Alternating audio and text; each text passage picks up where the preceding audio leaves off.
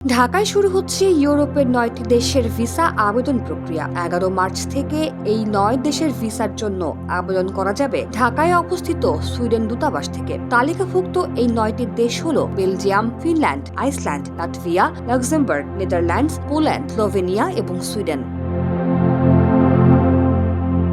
সেনজেনভুক্ত ওই দেশগুলোর ভিসা আবেদন এখন থেকে সহজ হবে বাংলাদেশিদের জন্য। মোট 9টি দেশের এই নতুন উদ্যোগ বাংলাদেশের নাগরিকদের ইউরোপ ভ্রমণের পথ সুগম করবে, পাশাপাশি সময় ও খরচ সাশ্রয় করবে।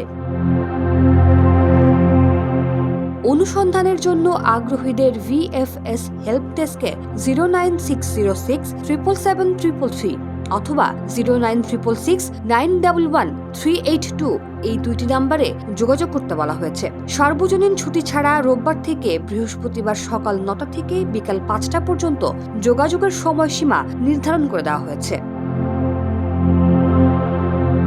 এছাড়াও জানা গেছে, পর্তুগাল, রোমানিয়া, বুলগেরিয়া এবং ক্রোয়েশিয়া তাদের নিজস্ব ভিসা সেবা অফিস চালু করেছে ঢাকায়। এই সেবা চলতি বছর থেকে কার্যকর হয়েছে, যা বাংলাদেশি নাগরিকদের জন্য ইউরোপ ভ্রমণ এবং কাজের সুবিধাকে আরও সহজ করবে।